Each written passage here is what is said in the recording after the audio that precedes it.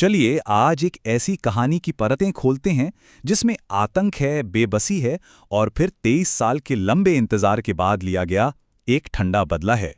तो बात है 1 मार्च 2022 की। जगह थी कराची, पाकिस्तान की एक चहल पहल वाली अख्तर कॉलोनी। एक बिल्कुल आम सा दिन लग रहा था, लेकिन शायद किसी को नहीं पता था कि इतिहास की एक किताब का आखिरी पन्ना इसी दिन लिखा जाने वाला है। पहली नज़र में देखें तो ये एक मामूली सा क्राइम सीन लगता है। क्रिसेंट फर्नीचर नाम की एक दुकान है जिसके मालिक जावेद अखुंद की दिन दहाड़े हत्या हो जाती है। एक शूटर मोटरसाइकिल पर आता है, 3 गोलियां दागता है और भीड़ का फायदा उठाकर गायब हो जाता है।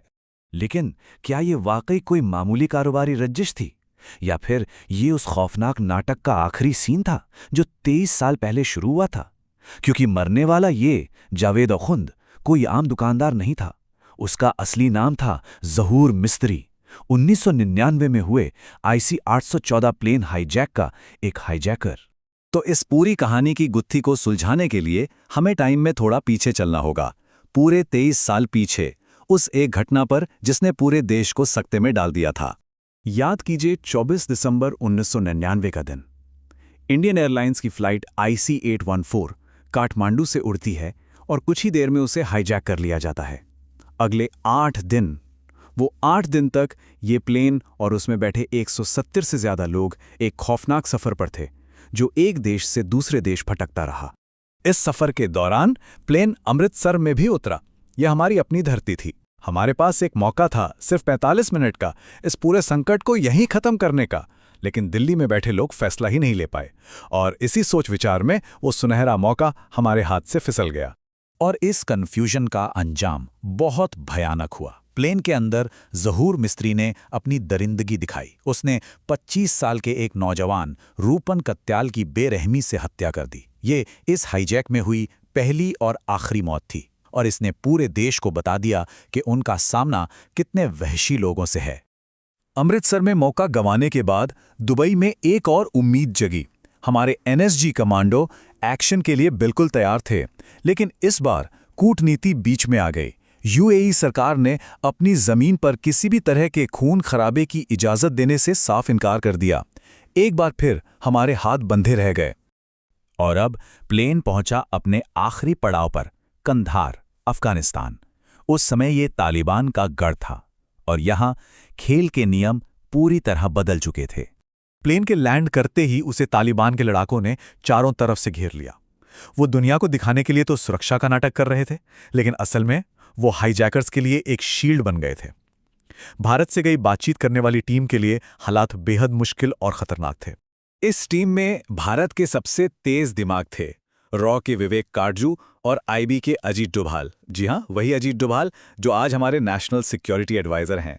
डोभाल ने वहां अपनी आंखों से जो देखा, उसने सब कुछ शीशे की तरह साफ कर दिया। पाकिस्तान की खुफिया एजेंसी ISI के लोग खुलेआम हाईजैकर्स की मदद कर रहे थे, उन्हें निर्देश दे रहे थे। ये सिर्फ आतंकवाद नहीं था, ये पाकिस्तान का प्रॉक्सी वॉर था। 8 दिन बीत गए, दबाव हर पल बढ़ता जा रहा था और आखिर में भारत सरकार के पास कोई और रास्ता नहीं बचा।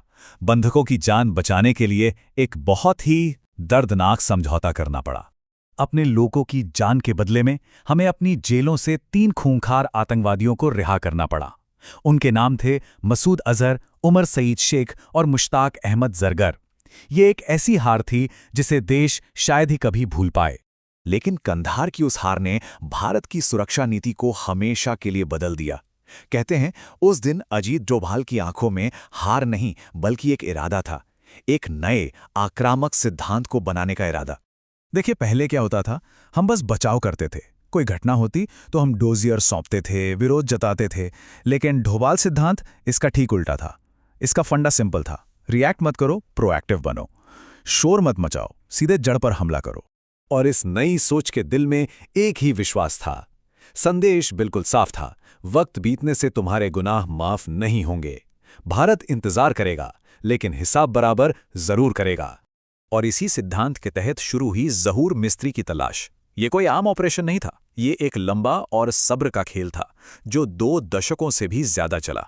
हमारी खुफिया एजेंसियों ने मिस्त्री को सीधे नहीं ढूंढा, उन्होंने एक अलग रास्ता अपनाया। जैश-ए-मोहम्मद के टॉप कमांडरों पर नजर रखी गई और एक अजीब पैटर्न दिखा। जैश के बड़े बड़े आतंकी कराची की एक मामूली सी फर्नीचर की दुकान पर बार बार जा रहे थे। जब उस दुकान के मालिक की तस्वीरें 1999 की फाइलों से मिलाई गईं, तो पुष्टि हो गई जावेद अखुंद ही ज़हूर मिस्त्री था। यहीं पर मिस्त्री से एक बहुत बड़ी भूल हो गई। उसे लगा कि 23 साल बाद अब उसे कौन याद रखेगा। वो अपने सुरक्षा को लेकर लापरवाह हो गया। अक्सर दुकान पर अकेला ही बैठा रहता था और बस इसी एक मौके का इंतजार था। तो अब हम घूमकर वापस उसी दिन पर आते हैं जहां से हमने एक कहानी शुरू की थी, 1 मार्च 2022 कराची। लेकिन अब इस घटना के पीछे की 23 साल पुरानी कहानी हमारे सामने है। सोचें जरा, न्याय के लिए 23 साल का इंतजार और हिसाब बराबर करने के लिए सिर्फ 3 सेकंड, 2 दशकों से भी ज्यादा का सब्र और सिर्फ 3 गोलियों में नतीजा। पाकिस्तान ने ज़ाहिर सच्चाई को छिपाने की पूरी कोशिश की। मीडिया ने इसे बिजनेस की दुश्मनी बताया, पुलिस ने लूटपाट का मामला, लेकिन सच ज़्यादा देर नहीं छिपा। जब ज़हूर मिस्त्री के जनाजे में जैश-ए-मोहम्मद के बड़े बड़े कमांडर शामिल हुए, जिसमें मसूद अजहर का भाई भी था, तो सबको समझ आ गया कि असल माजरा क्या है।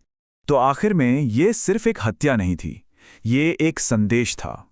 अमृतसर की वो नाकामी, दुबई की वो बेबसी और कंधार का वो अपमान, उन सब का जवाब 23 साल बाद कराची की एक गली में दिया गया। और ये कहानी हमें एक बहुत बड़े सवाल पर लाकर छोड़ देती है।